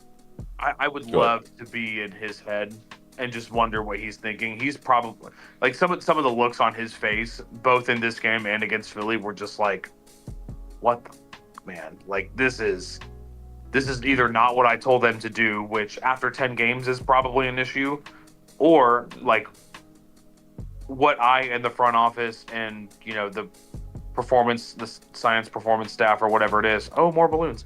Probably not for Every this. time you hold your hands up, I think. Yeah. Interesting. I don't know. Is it East up, Discord east down, thing? down. I don't know. Yeah. So if it's his plan A is not working, I think we've seen plan A isn't working, and I think you need to change it. You know, you kind of heard from the NYCFC folks after the hire, like, hey, he might take a while to change off of plan A, because if he thinks plan A is going to work, he's going to try it until he's sure it doesn't work. Mhm. I mean, I think we're all pretty sure it doesn't work, but if we're all sure it doesn't work, he's probably 2 to 3 games behind us, 2 to 3 weeks behind us in that analysis. And we also don't see training every day. We aren't in the video sessions. You know, we don't know. Yeah, he also doesn't want to come across as a coach that can be like bullied by the media to be like, oh, they all said I need to change this. I'm going to change like immediately, you know. Right. And I think that's a good thing too. I don't think you want that. I mean, I think at the end of the day too, if different players come in the summer window, we've heard Ronnie say a couple times in media availabilities, like, we've identified who some of the players are who maybe aren't, going 100% in training or who aren't picking things up, like they're going to get chipped out. I bet he's going to get the chance to get the team that he wants in here, obviously in conjunction with Chris Henderson and Dave Tenney, all those guys too. I bet he's going to get that chance, and I think he should get that chance. I mean, I don't, like I said, I think Garth went out and made the hire that if Patrick Vieira took the Genoa job because he got cold feet, which I'm a very anti Patrick Vieira as a manager, anyways, personally, and Jim Curtin turned you down twice, I don't know who else you go and get that's better. Yeah, I couldn't sit here and come up with a name. And at a certain point, this fan base has to stop blaming managers. And the same way we have to stop blaming refs, but a lot of national pundits will say ref talk is not their favorite. I get it too, but got to stop blaming managers. We got to look at the roster and be like, this isn't good enough from this roster that is one of the highest payrolls in the league. Like at some point, the manager's not the one who stops the ball from going in the net or puts it in the net himself. Exactly. Yeah. Let me get through some more of these questions. Oh, go ahead, please. And then we can move on to the next part. Victory also says, why do you all think Almiron can play the 10 position? My retort to that would be, why do you think he can't? He's played the 10 here. All right. Yeah, he did quite well. He torched MLS at the 10 here. So shout out Henry Higuita for asking that question. Yeah, love you. May he rest in peace after that. So I think that probably answers that. If you have any more questions about that, I suggest you look up his history of him playing at this club. Fabian Perez says Maranchuk is so buns. Almada clears him. Yeah, I think so. But Almada, like we've said multiple times, kind of a generational talent type of guy. I don't think we see a guy like that come through here for a while. Probably not. Potentially at all. Like that's just Almada probably will live on as the best player to ever play for this club. Almiron is probably most impactful, but in my opinion, Almada is the best player to ever play for this club. Most likely. So we'll see. We'll see Not how that it goes. freaky Hopefully, Right. If you look at his career, when it's all said and done, if he stays healthy, if he can, produce at Lyon. So yeah. God, that's which freaky. he has been. Oh my God. Which he has been. And he has been. And then if he gets upgraded to the Argentine, like becomes a regular, like, oh baby, like forget. Like, is he the heir apparent to Messi? He could be. He scored in World Cup qualifying for them last cycle in March. Like, oh my God! It's like U22s. Like he was captaining the Olympic squad for Argentina. Like that is setting him up. If I ever saw this. I mean, he's never gonna hit those levels. He's not gonna hit 50, 60 goals in a season. He's not, like, he didn't do it as a teenager. So yeah, but as far as taking the reins, like, I think you can take the reins as the guy. If for no one else Argentina, emerges, of course, I think so. Wait, I mean, when you wear the 10 for the U23s of the Olympics too, that probably means something. Like, that number in that country means so much more too. Yep. Yeah. All right, so let's see. Doug Levine says, this is rough. 10 matches in, and we still looked so bad. I'm at my end. Legzone6 says, a number 10 that can't feed a striker with 5 goals in 7 games is a waste of a roster spot. Kyle Apgar says, tactic change of moving Maranchuk to midfield, freeing the role for Miggy, then Saba right, and whoever we feel can take the left wing. Jack Dickens says, Sliss is straight up ass. Play J, been dying for this for a year. Omar says, Rob excelled at motivating the players. Victory says, Nick, the ref robbed us tonight. I don't think about that. Oh my God, this YouTube is insane. It just loaded like 100 comments. Holy hell. Okay. You don't have to read all of them. We're not gonna. Well, I thought, because I saw like a snapshot, and I'm like, okay, we could get through those, and then it just was like, oh, by the way, and I'm like, oh, I don't know if we can do all that. Yeah, we appreciate you guys chatting in there. We obviously can't get to all of them. I don't read conversations. If you want your, just let me say this. Yeah. If you want yours read, make it a super chat. We'll happily read it. Yeah, I'll filter it. And also, obviously, conversations between two people in the chat, I'm not going to read. And join the Discord. This is what we do, like 24/7. Yeah, exactly. If you like to talk about this kind of stuff, I'll post when one of these guys, Nick or AJ, starts talking again. I'll post it in the chat. The link to the Discord. I'll talk real quick. I was going to close on a trivia question for you guys. So, I asked a different Discord this a couple weeks ago. So, in terms of playoff goals, okay, during the 18, 19, 23, and 24 playoffs, the only playoffs we scored. We didn't score in 17, didn't score in 21, right? So, Joseph Martinez leads the team in postseason goals with 5. There are 2 players tied for second with 3. AJ, who are they? With 3. Oh, that's a One is an old era player and one is a new era player. That's your hint. I think Julian Gressel had some goals for us, didn't he? In the playoffs? He had 2. He's third with 2. He did have 2. Okay. You're right. Trying to think, because Franco Escobar, he only had 2. I think. That's a good ass question.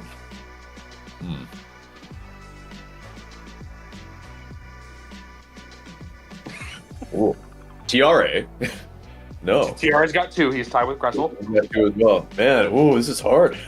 Okay. I'm naming all the players that have 2. Okay. It's probably an unorthodox one. One is very unorthodox, and one I think is pretty obvious. Yeah.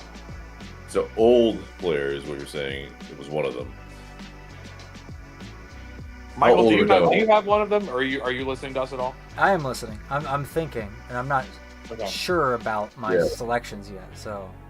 Okay, gotcha. So it had to be 2018. The player that scored some goals for us, it had to be Tito.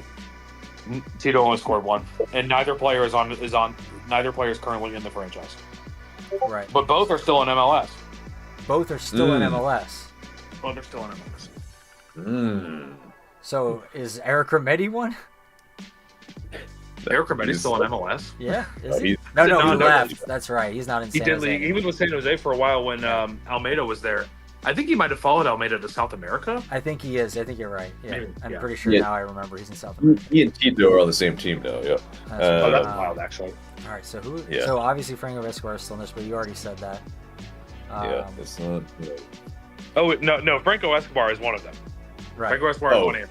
Okay, all right. Yeah. So AJ did say Because that. you went Franco Escobar 2. He did have 2 in 2018. He also scored the only goal against the Revs in 19. So Okay. that's 3. So you got one more. Okay. Yep. And that was the old era. So- So now you need a new That was, era. that was the older one. Think Yeah, back yeah. to the Columbus series. Oh, okay.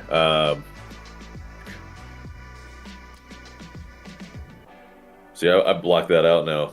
But Man, that Columbus win at home in 2023 was kind of wild, and It maybe we was. shouldn't talk that out. Like That's they the were Spider-Man series.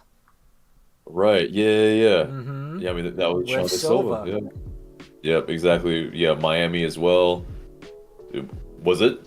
It's Silva? Sunday Silva. All right, I got Yeah, one and yeah. AJ got one. I'm calling that. There you go. Yeah. Franco Escobar Yeah. scored 2 in 18, 1 in 19. Jande had the second goal in Game 3 when it was 4-2, and they had both those rockets go in like within the first 10 minutes of the game in Game 3. And he had the Spider-Man one in Game 2, and then the winner against Miami. There you go. Yeah. Yeah, you helped me out There with it the Columbus series. So that was Right. Yeah, That's that, it. that, I mean, he's that was clutch, a big hit because but- you also I don't think it was that big of a hit because you also could have guessed Yakimakis had 2 in that series too, but that was his only postseason with us. So you could have had another, and you got a bunch of people with 2. right. Yeah. Right. Exactly. Yeah. There you go. It's a good question. I like it. Yeah. There you go. All right. Well, let me get your final thoughts, and then we'll let you get out of here. And then we are going to try and get through some of these comments on the chat, and then we're gonna hit up the wheel, and then I'll do a my forfeit live on stream for everyone from last week. Oh boy.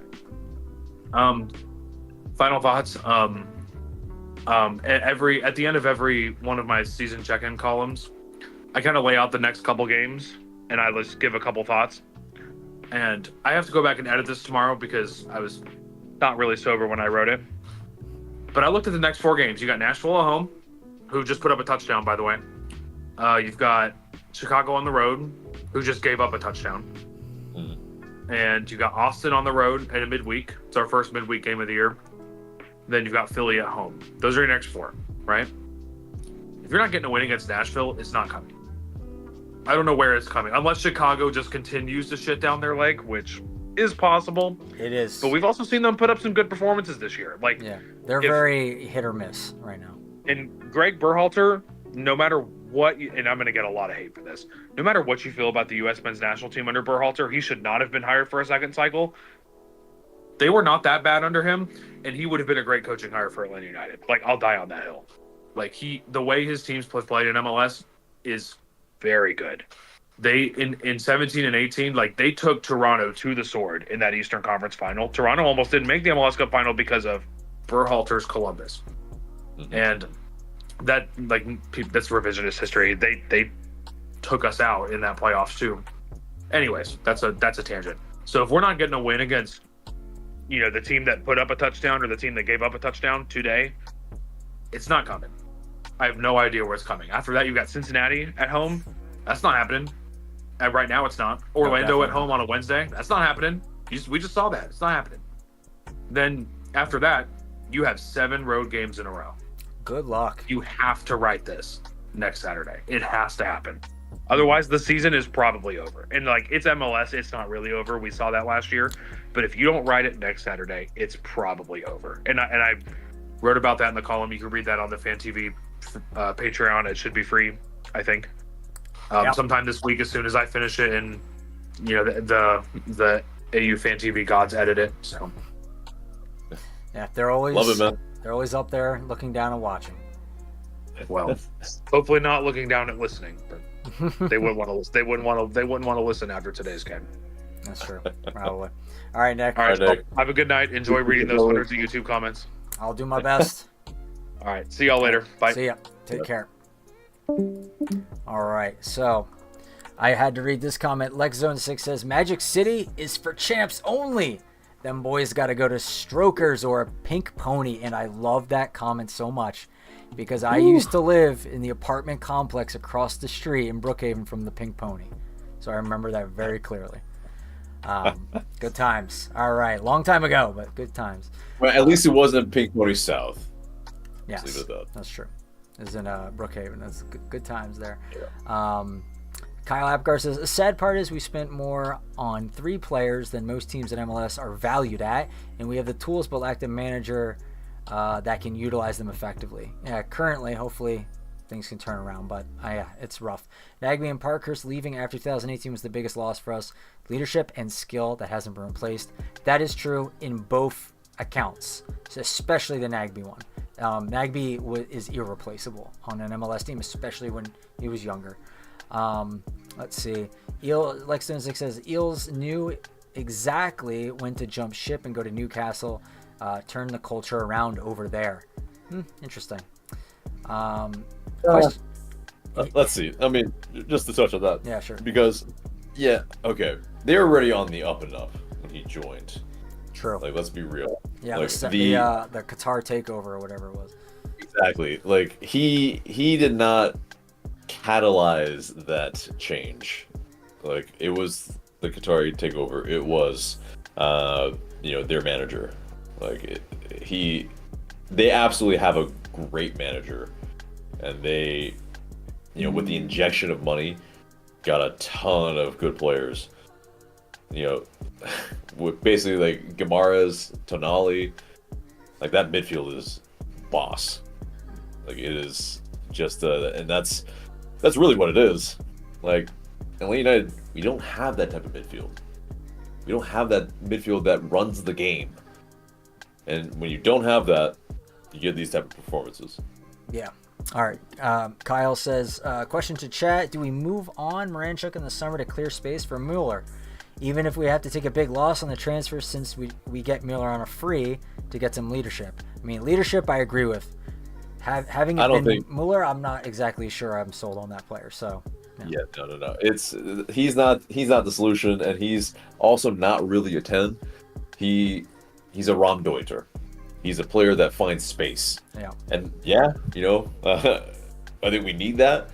But Miguel Miron, I think probably should at least be given the keys to try it. Yeah, exactly. And if he can't do it, then okay, find somebody younger that can do it.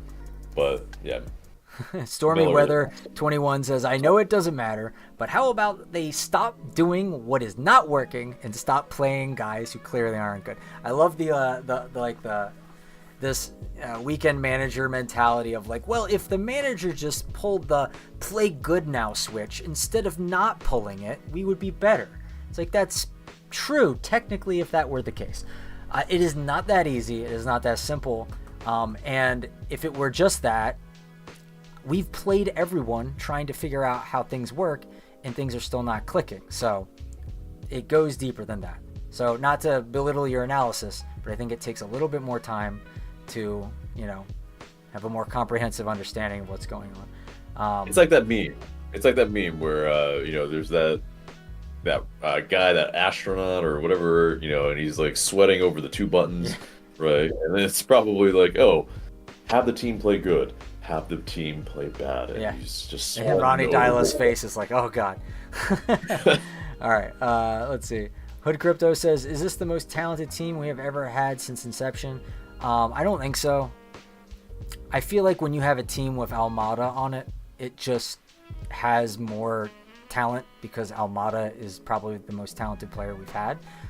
However, in terms of I use the term again, gestalt, like the combination of the entire team working together in 2018 and 19, them all working together elevated each other, making their combined efforts like a higher talented team than what we've had. But individually, those players, I don't know if they created, a higher talent like quotient or whatever. It's hard to conceptualize these things, but I wouldn't say this is the most talented team we've ever had since inception. Let's see. Do you realize you just like submerged AJ? Just checking, making sure. Fabian Perez says, honestly, the fact that we are even afraid of a home game versus Nashville shows how much the team's fallen off. It is sad, yeah. It looked like AJ took an elevator down on the YouTube stream. That's funny. Let's see. I'm gonna keep going a little bit down. No, Victory and AJ are not gonna box it out. They are not gonna do that. Let's see. I'm skipping a little bit. Sorry, guys. Cameron says, I don't even know who's Victor? or Victory 3.0 is the guy's name. Guzan is finished. I don't know if he's finished, but tonight was not great. Hood Crypto says, Zonde Silva greater than Saba. I feel like depends when you're talking about it. Kyle Apgar says, Ajani is our bright spot. Schleich is not making par for the position. Yeah, I kind of agree with that. Put Edwards at right back when Miggy was right wing, and we instantly looked better. Miggy should be Cam, though. Yeah, a lot of people are saying that. T Miz says, how does Ronnie change the attitude? I mean, we've talked about it a little bit here. People have written about it. I wrote an article about it. It's kind of the talk of the town about how he changes the attitude. You could probably trip over people talking about it at this point. So, and I'm not going to belabor it by going over again, but safe to say, if you just look around, even in this video alone earlier, you can probably find at least some theories as to that. Let's see. Kyle Apgar says, I lose my crap every game for how often we get the ball over the top to one of our forwards just to watch him have to hold up the ball for 5 or more seconds for someone to get forward to lay it off to the attack. And then it never goes anywhere too. That's the frustrating part too. Like when I see that ball go over the top and the rare opportunity that they actually receive it, it never goes anywhere from there. And it's very frustrating. Yeah. Because it was that too. It's the touch, especially from TRA. I mean, it was heavy almost all night. And I remember one of the instances where, ball went to him. It was a pretty good ball, but his touch, he didn't trap the ball. He instead kicked it over to where a defender was. And yes, he was surrounded by Orlando players, but still, it's that's where you miss Lat, because he's able to keep it down, hold it up, and at least, maybe dribble out of that trouble and then bring in another player into the game. Yeah. But Victory 3.0 says, we don't have a plan, so what is Almond trying to do that you give him credit for and blame the rest. Well, I still see him trying to open the game up for us by cutting in, looking for incisive passes. He's trying, but he keeps getting blocked because the players are not dynamically moving around. That's where the blame is going. And if other players were doing that too, some did, and I'm not entirely blaming all of them all of the time. We mentioned earlier that Pedro Amador, abnormally did it tonight, which was actually kind of good. We see a Johnny Fortune do it sometimes. We see some people just pushing it. I even see Sleesh do it sometimes, to my frustration, because it never really goes anywhere. But there's some people, when they're doing it, they're trying it, and that's good. But the rest, like we talked about, and the commentators said multiple times tonight, the guys just ball watch when someone gets on the ball, and they don't move, and it's frustrating. So that's what we're talking about when we're saying that. Yeah, and it's a bit of that where, Click, what he was brought in for, and it's probably we're seeing some limitations, unfortunately, is that, yeah, he was pretty much level with Sleesh most of the night. Yeah. Instead, he should have been the guy always available. And whether that is injury or just like match fitness, whatever it is, he is not showing himself. He's hiding. And that's where Miggy has to come find the game and has to try to make things happen. One of the major, Click should be that guy, always making himself available. And going in and around, trying to find whoever it is, and Miranchuk as well. Like, the midfielders have to do the most running.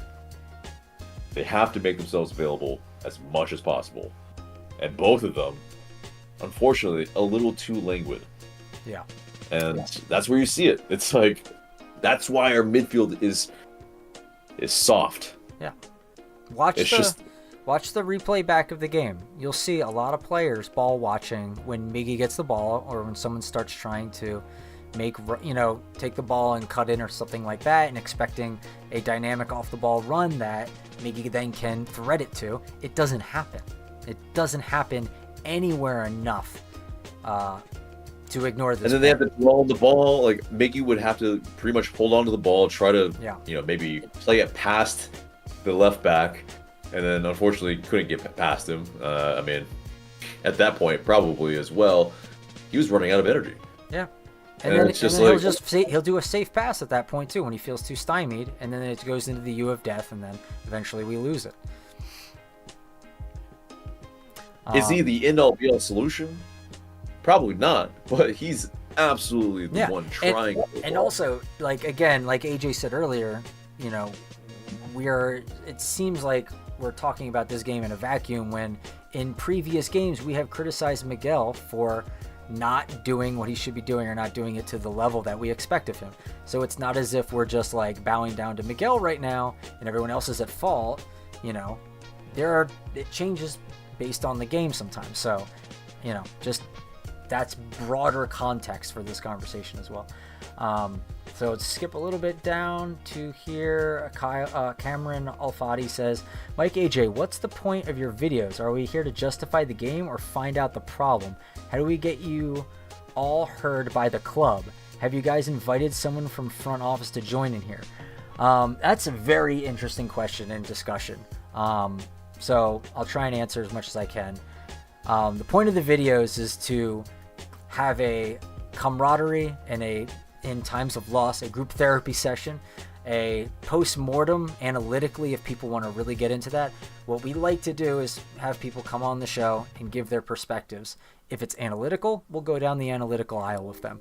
If it's more feelings-based, emotional, that's fine too. That's what we want to hear from you guys based on what you want to talk about, because you are the fans. This is Fan TV. That's the kind of the ethos of the channel and the videos. Are we here to justify the game or find out the problem? That usually comes up, and we have talked at length about the various problems that we've identified throughout the seasons that we've covered the team since the very beginning. And if you're just catching a video or a part of a video that doesn't include the solution you're looking for, it's probably in another one or earlier on it. And how do you all get heard by the club? They watch our videos. We know that for a fact. So not to beat our own chest or anything like that, but we know that for a fact. And also, have you guys invited someone from the front office to join? Yeah, we have. And we have also, we've spoken with them before. They know about us. We talk to them. And also, we have journalists on all the time as well. And we know them, are good friends with them as well. So, it is not as if we're just in a vacuum by ourselves. It does percolate. And also the fans, they hear what we're saying as well on here because the fans come on here and talk. And the club is very keen on trying to put their ear to the ground to, grassroots type of communities like this one, to try and get a better understanding of how the fan sentiment is. So, yeah, it is something that I think there's a lot of, back and forth with between us and the club. AJ, do you have a take on that? And that's all really well said, by Michael. I think the parts that I would add is that, okay, watch the Onside MLS documentary as well. Like, our bit precedes Garth Lagerwey's bit about him knowing that they needed to do better, that the fans should rightfully have been upset at that time. And I think that exemplifies it even more so, is that, yes, the message gets to them. We don't explicitly try to hey, in an email, hey, Atlanta United, listen to these opinions right now. That's not really the goal. Yeah. That would be like, I don't know how to, make this a metaphor, but basically that's not really the point. The point is to build this community and have a platform for everybody to speak on it. Mm-hmm. Absolutely. Let's see. Let's find we'll get to the wheel of misfortune very shortly, so stick around for that. I'm just going to see if there's any more comments that stick out to me right now. Cameron says it's sad that 9 to 10 games in the season and we are already talking about next season. It is. It very much is.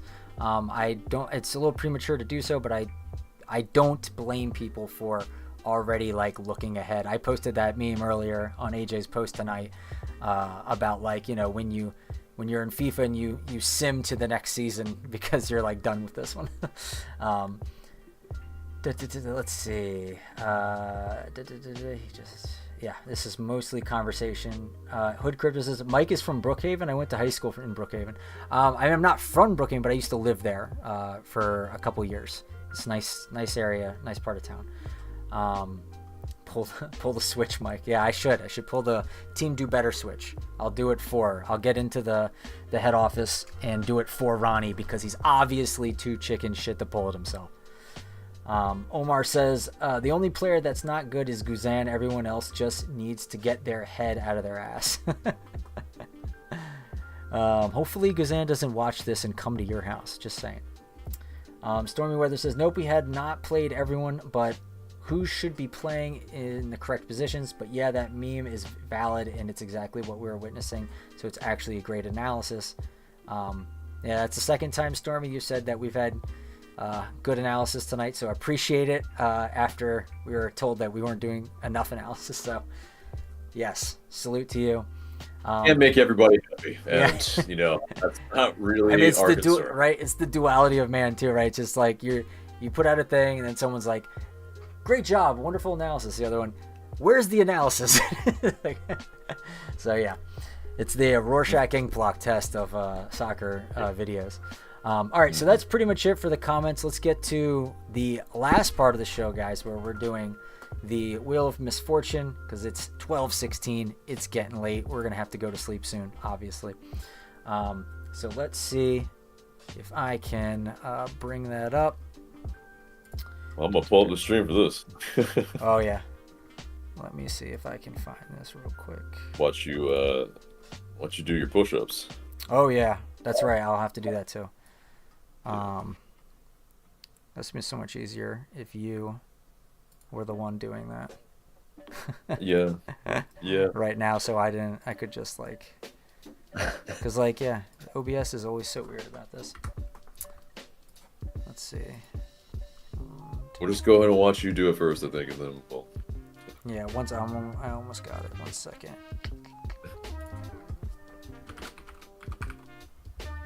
Bang.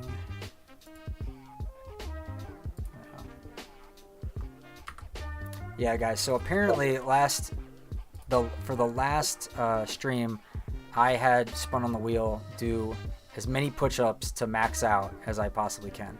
So I'll take the camera down to the floor in a little bit, and do that, and that'll be fun feeling that I'll have tomorrow morning.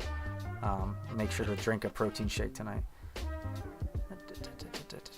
Where's the window? Just window capture. There we go.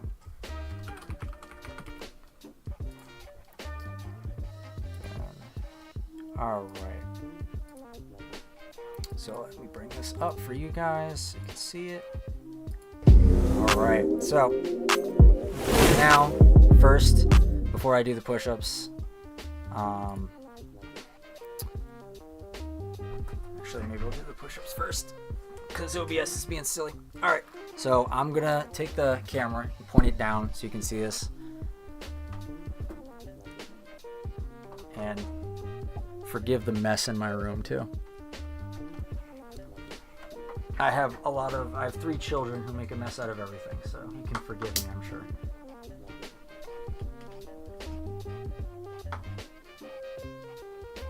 All right, that should do it.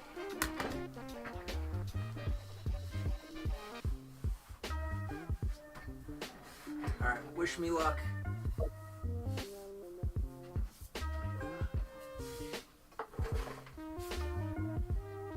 One, 2, 3, 4, 5, 6, 7, 8, 9, 10, 11, 12, 13, 14, 15, 16, 17, 18, 19, 20, 21, 22, 23, 24, 25, 26, 27, 28, 29,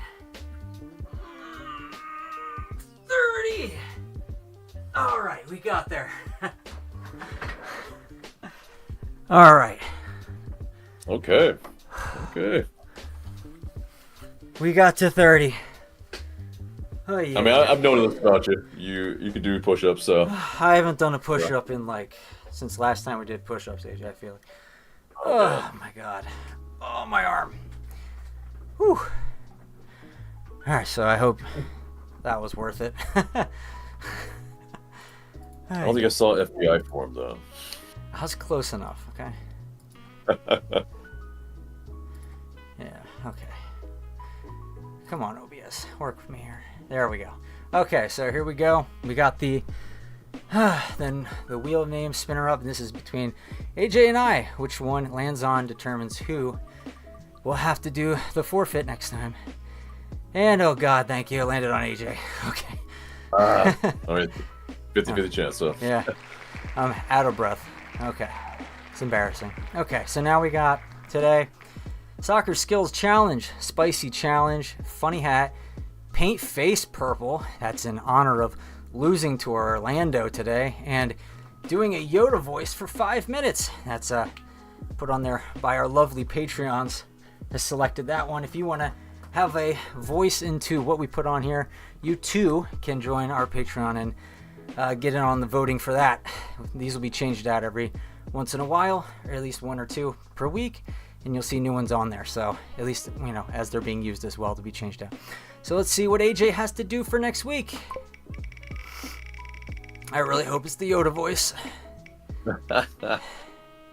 It is Spicy Challenge. So we'll have to figure out something that will put his abilities to the test, because he's pretty good at spicy stuff. So we're going to actually have to make him work for it. Oh, man, my arms. Figure it out. Yeah, we might have to go to heatness.com and maybe get the one of the ones that it's on hot ones. So maybe one of those sauces.